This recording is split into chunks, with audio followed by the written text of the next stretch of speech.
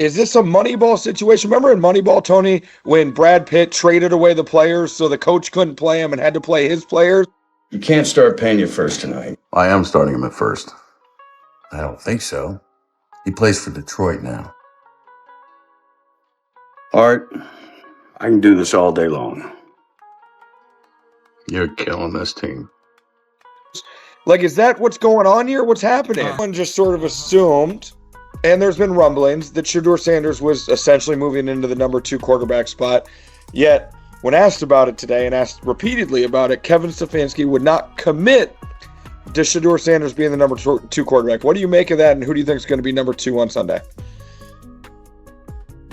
Well, the cynic in me would say he's got to find out from someone else who the number 2 is going to be, but right? That could be really, but that could, if that's the answer, it could be the answer, right? Yeah, I think it's going to be Shedeur, but I don't have an answer as to why he wouldn't just say that.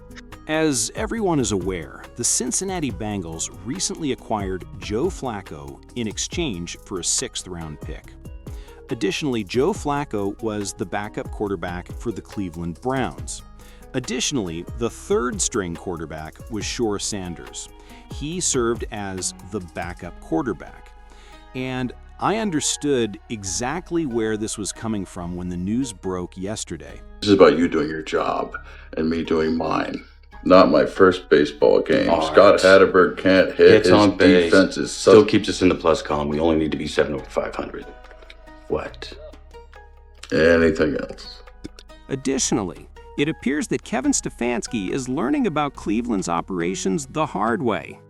I think after he lost that game last week, they're like, oh yeah, let's, you know what I'm saying, do this and do that in third. And a voice from heaven, and it was Hugh Jackson coming down talking to Stefanski, like, yeah, y'all didn't believe me. Yeah, right.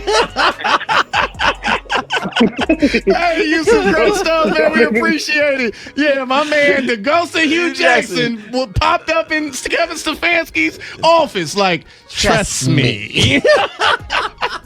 What's up, sports fan? Yeah, say I tried to tell y'all about how things go around here. Nobody wanted to listen. Remember, Hugh Jackson was the highest rated coordinator in all of sports. Everybody that needed a coach wanted Hugh Jackson. Yes. He came to Cleveland. He was a hot commodity. Yes, it wasn't. Fuego. They didn't just grab somebody from the bottom of the barrel and said, let's try this. Top choice. Yes, this was a top shelf candidate, and we know how that went. Team. You couldn't help but come away with thinking that, once again, they're not on the same page here. Flacco was traded for a small asset in the draft, and the coach is going to have to deal with it. That's the way it comes across. Tony, why wouldn't Kevin just say he's QB2 if he's QB2? Like, it feels like with this trade, it was, like you said, to get Shedeur closer to playing by somebody. We don't know who, but like, why not just say it? Are they at odds about who's QB2? Maybe they are. Maybe they are, but I know who's going to win that one. The guys who want Shedeur in there are going to get him in. So if the coaches don't think that's the right thing to do, they'll play the cards they're dealt. This is going to be the first, if Shedeur is QB2, this is going to be the first time that we're going into a game where he's active and one snap away, you know? Yeah, well, I'm sure there are those in the building that want to see him eventually. So it's the natural next step. Eventually, he's going to be the starter now in this season. There's just too far to go to think that Gabriel can steer the ship for the next 12 weeks. It seems like we have a lot of interesting things in front of us, Tony. To wrap up here, you mentioned Jimmy. We've been talking for days now about Stefanski's hot seat, not hot seat, job security.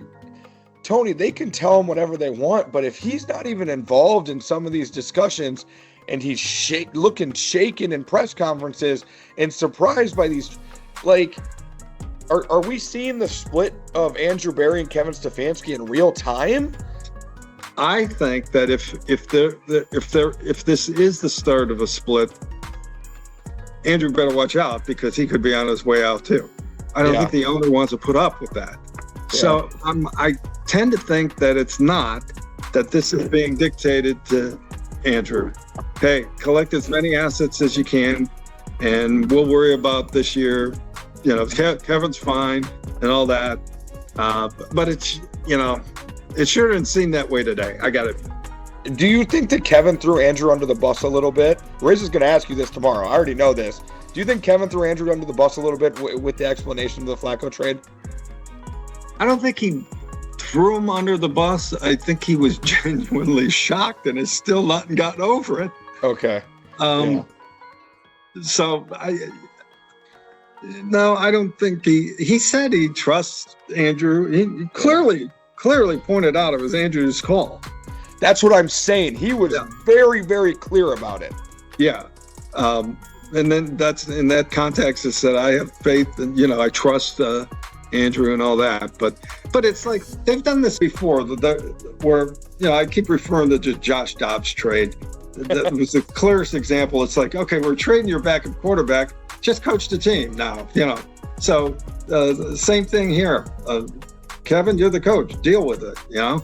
And I think Kevin understands that's part of the job. Therefore, as I mentioned in the video the other day, there will be a great deal more uncertainty in the future. Furthermore, I am aware that many people believed Shedeur Sanders would inevitably be the starting second-string quarterback. I wouldn't be shocked if Shedeur Sanders wasn't the starting quarterback, though, as I mentioned the other day. In his press conference today, Kevin Stefanski was reluctant to select Shedeur Sanders as his backup quarterback. We'll have to wait and see how things work out, but regrettably, it appears that there is a lot more ambiguity surrounding Shedeur Sanders' future with the Cleveland Browns, and that there will be more drama to come. Feel free to share your thoughts about it here, as you usually do. Peace and turmoil, as usual,